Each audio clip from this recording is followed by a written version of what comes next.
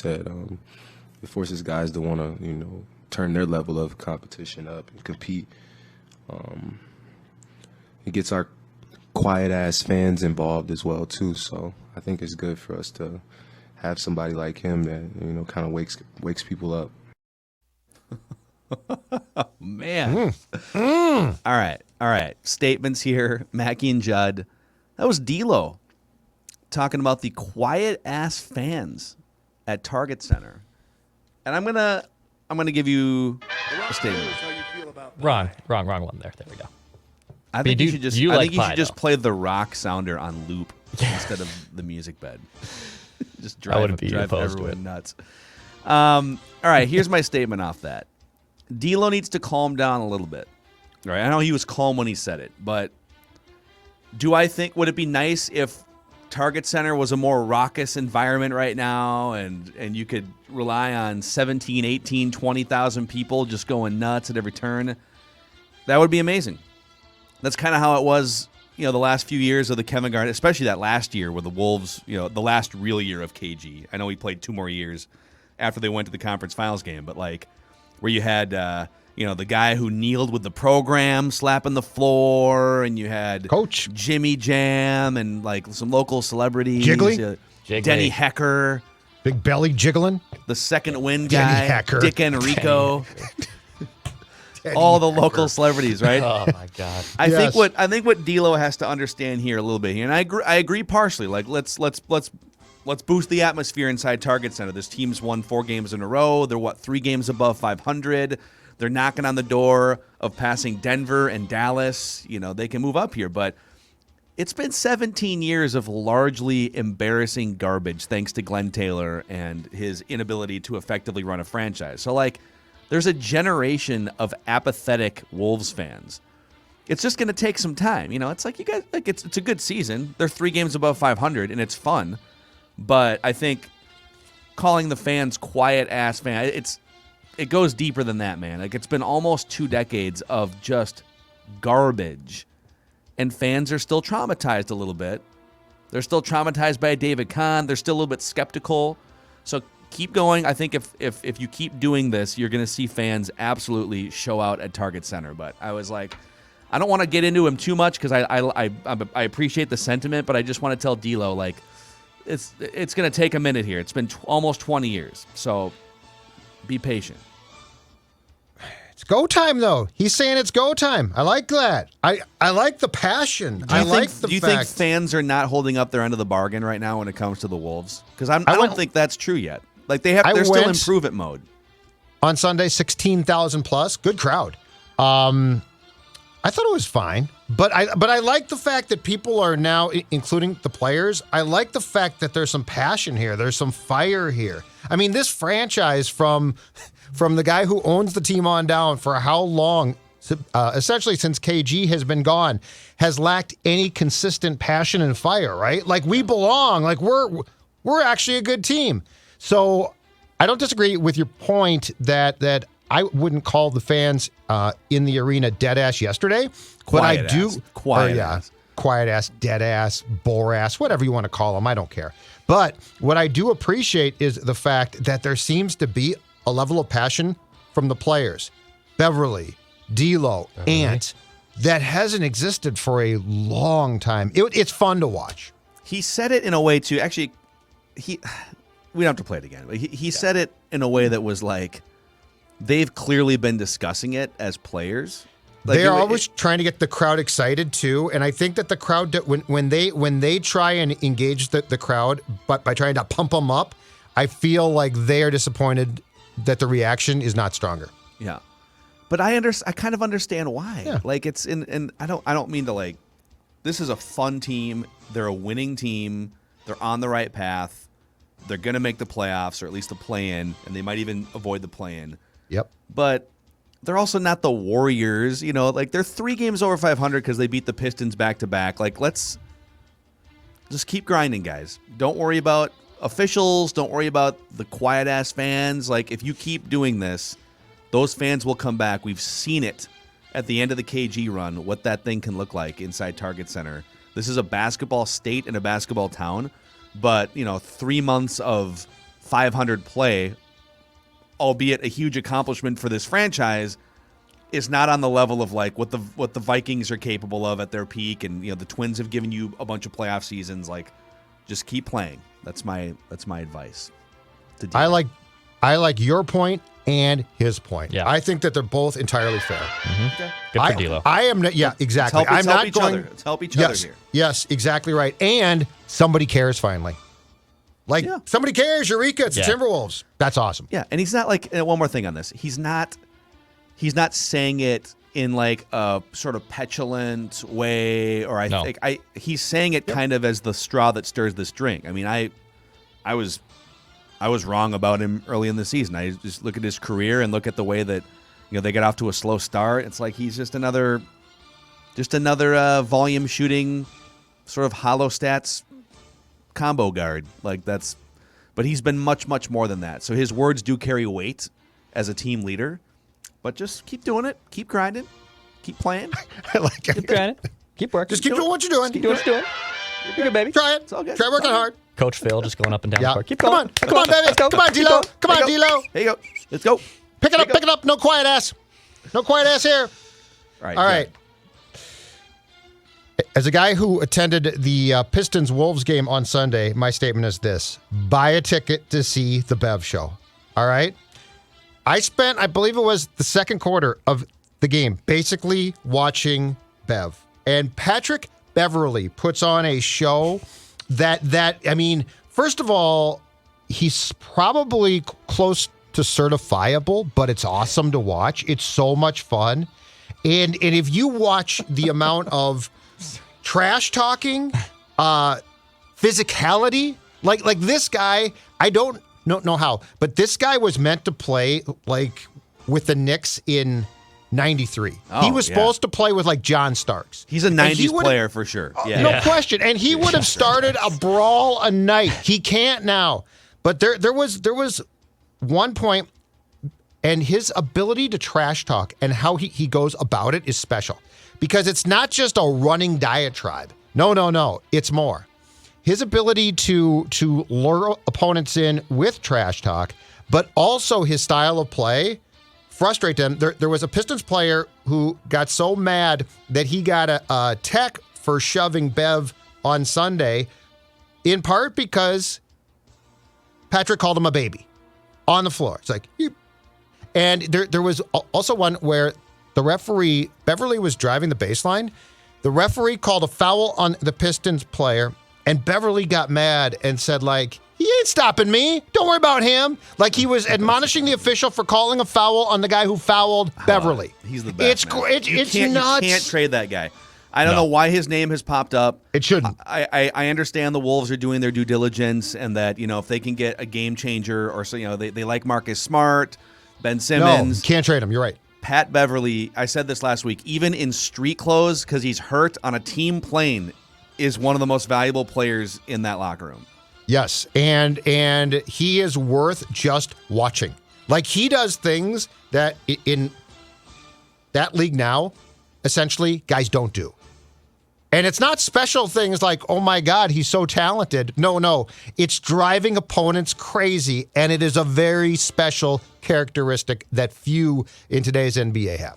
I'm trying to think of, like, so much fun. Other players in Wolves history that have had that level of impact as a role player. Like, he's got some KG tendencies to his personality for sure, but KG was also the MVP of the league and a Hall of Fame player.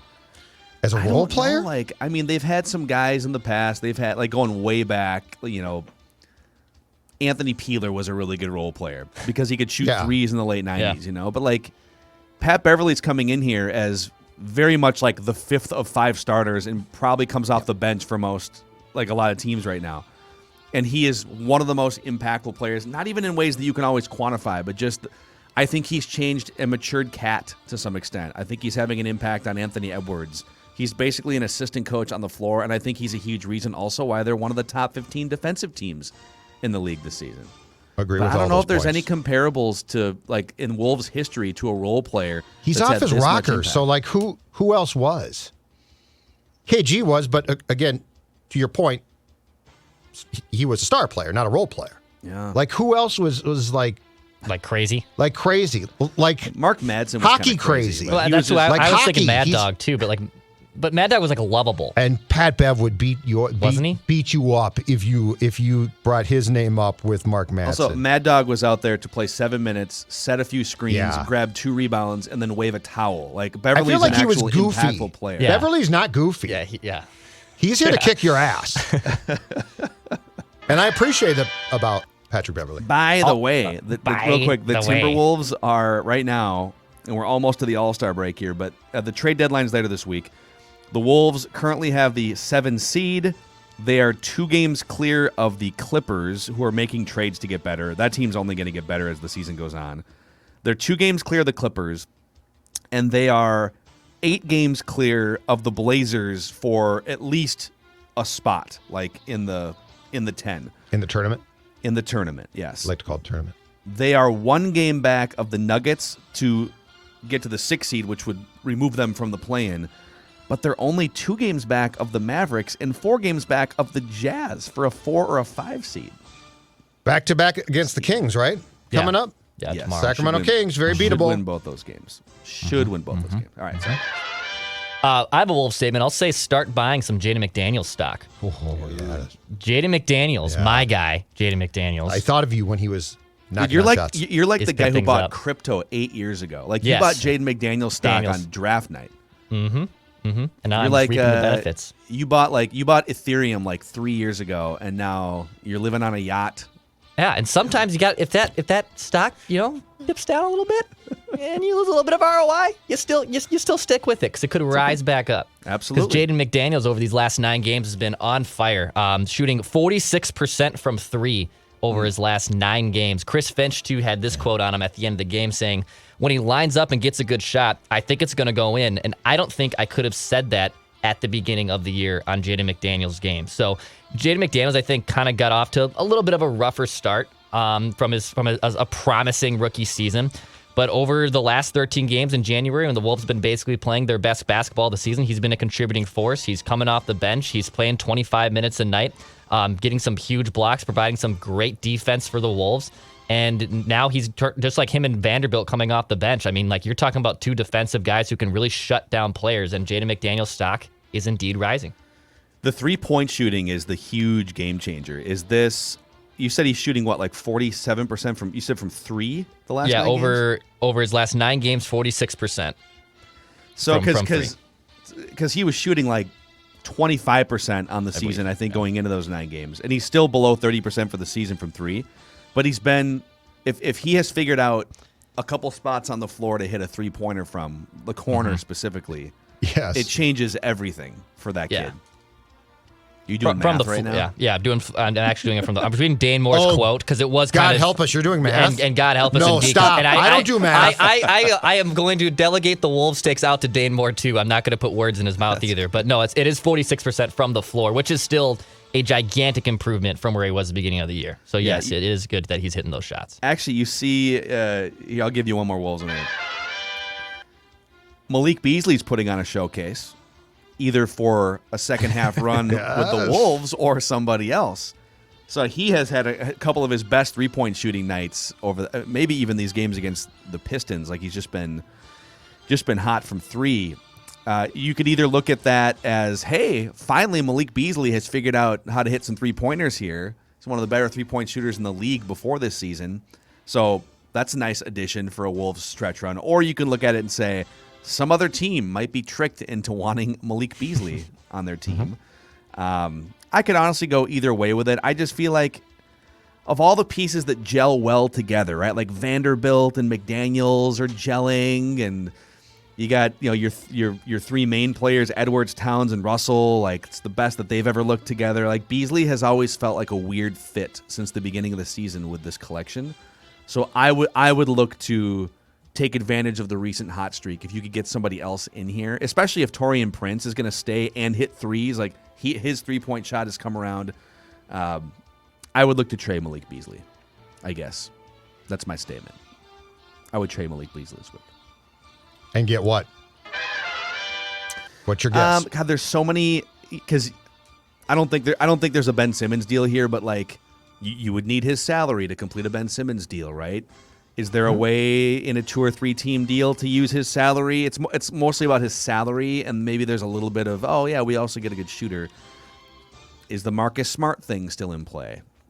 I don't know. We'll have to see what's really out there in a couple days from now. I think Thursday is the NBA trade deadline. So Correct. Three more days, 72 hours to kick the tires. But he seems like of all the guys that you could probably that are just expendable. Like, I'm not trading Pat Bev this season. I don't know if I think Taurean, like the real version of Taurean Prince is now on display. I'm not trading Taurean Prince right now. The chemistry here of this team to me is crucial. Like they've got it right. And so I would not, unless you are going to flat out make a trade that you can't turn down, I don't make a trade for appearance sake. Yes, the two guys that I like, the two rotation guys that I would be totally fine trading are Malik Beasley and Naz Reid. And they're both I could see that. fine, but I don't think you need either one of those guys the rest of the way here. All right, Judd. All right, very, very simple statement. Always comes around at this time of year, but I'll make it again. Make it stop.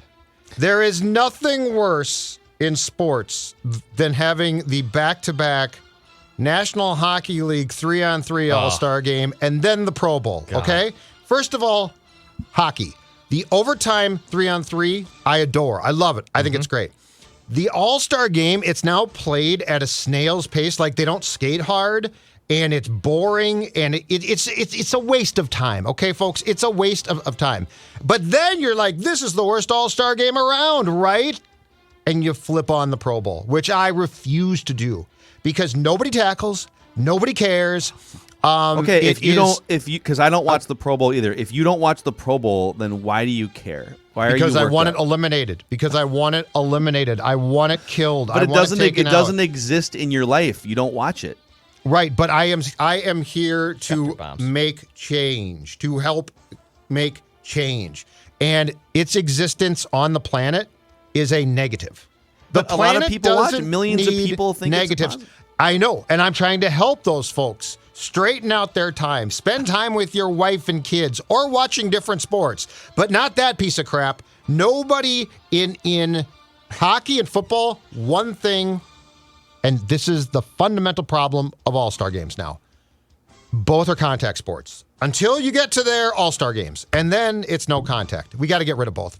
I want them out. Do something else. Did someone blow an ACL? Did I miss something yesterday? If you want to do something cute, there's no reason for it. Name the Pro Bowl teams and be done with it. I've said that for years. But the hockey game, I watched it. I mean, it's like, what are you people doing? Why are you out here? If a person gets hurt, what's the purpose? Yeah. Waste of time. Go get drunk. You know what? You take a weekend off. Yeah. Get bleep-faced. I don't care about that. I think Spurgeon and Dumba and a few other guys were in Cabo or Florida this weekend. Joined themselves. I think they having took. fun. I saw something that said they took the rookies. Yeah, I think they took some of the rookies. Which, too. again, is the bonding. It's just awesome. Yeah. I love the bonding. I love that part. get Take the drunk. weekend off. Go get drunk. Do not play the sport when you're not going to play the sport. I just found an article here. It looks like, let me see here. According to Statista.com, so number of viewers that have watched the Pro Bowl, I've got numbers up until 2020. So People watch it, yeah. you know, it's amazing. Like between 2010 and 2014, an average of 12 million people watched the Pro Bowl. It's dipped a little bit in recent years, but still like 8 million people watch the Pro Bowl. Yeah, and those people should be doing something like spending time with the wife and kids. Who are you to tell people what they should I and agree. do? The fact that you don't watch the Pro Bowl is fine, but if other people find that's where I'm at. I don't find the Pro Bowl valuable or entertaining. I don't really watch All-Star games. I'm good on them. If you want to watch an All-Star game, if you are one of the 8 million people, that's fine. If Shefty wants to drop a Shefty bomb, we're going to pull the clip from it about. Oh Kirk yeah, Cousins. no, I want the Shefty bombs. In fact, you know what? The Pro Bowl, all reckless speculation. Now that would be a show I would watch. That would be interview a great Kirk show. Cousins and ask him who are the 5 teams that you'd play for. Where would you go? Vikings That's the traded you. Pro Bowl. Oh my God, we solved the issue. Coming up next, Kirk Cousins tells you how much he really hated Mike Zimmer. Never underestimate two things about Judd: his ability to tell you how to live your life, and his ability to be outraged over something that really doesn't actually matter. And that's what we just saw right there. That's yeah. That's exactly right. Yeah. But I'm trying to help people. I'm trying to help those 8 million people. Think about that. Think about if they had done something productive on Sunday. I love politician Judd. My statement. Let's play hockey.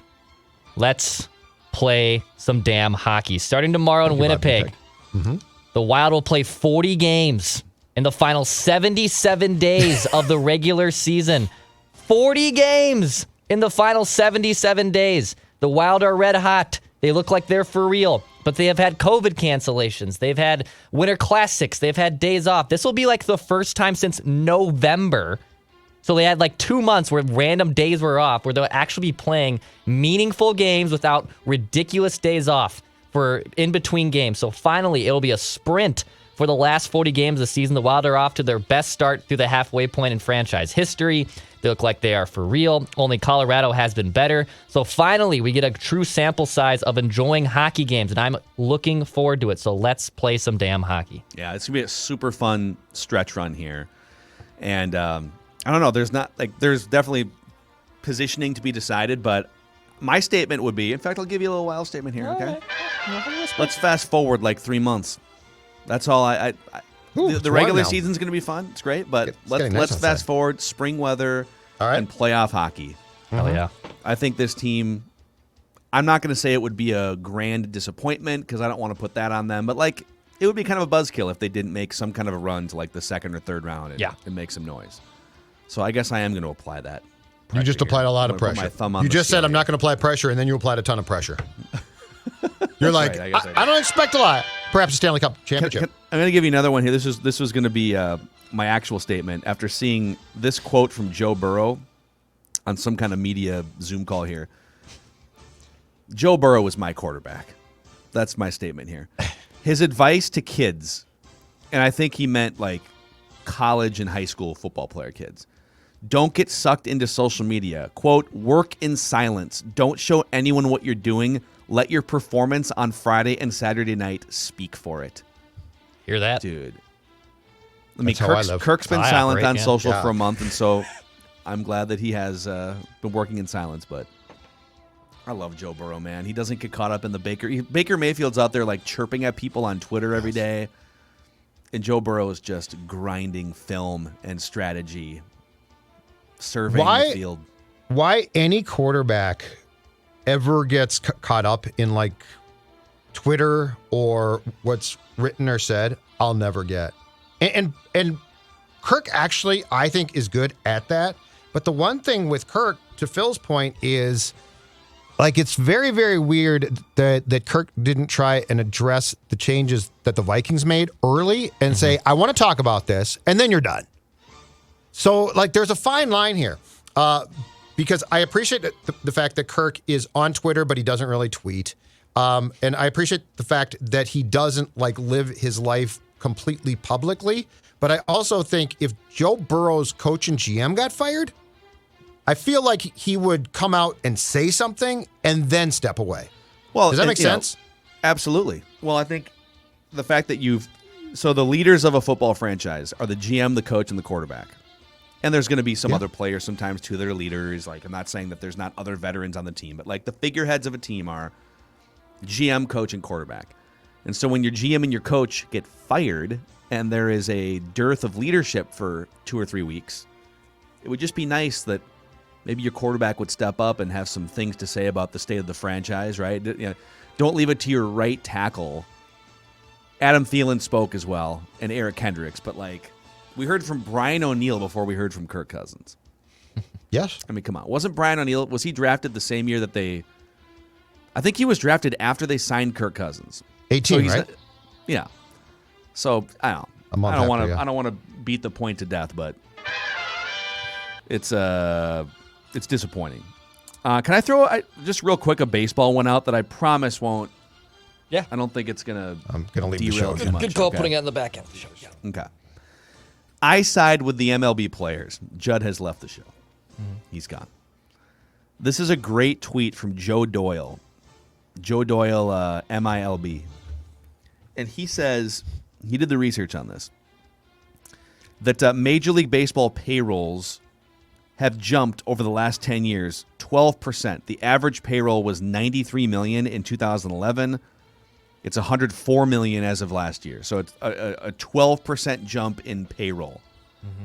Meanwhile, the average value of a franchise or a club or an organization, if you will, has jumped 365% over that same time period. So players have jumped 12% in compensation. Organizations have jumped 365% in team valuation, not necessarily in revenue, but the revenue is also up. And people are bashing the players for being greedy. It's the billionaire owners that are being greedy, and this sport is a garbage fire right now. And they're going to spend like 2 or 3 months into the season probably arguing about the money, and that's 50% of it. And I doubt that they'll even get to the other chunk of it, which is how to make your game more fun and entertaining, how to make it relevant in the offseason, right? How to make it fun during periods where games aren't being played, how to make the games themselves more fun. Like, there's a whole off-season of discussion on fixing the game that they're not going to have, which is disappointing. Why is that not being done in basically lockstep with this right now? Why are you not putting together a committee? Like, this game needs to be fixed. It drives me crazy because I'm starting to get that spring training itch right now, just a little bit. Just and a bit. Like it's not bad, but I'm jonesing a little bit. You know, I'm jonesing. I'm jonesing not. for the.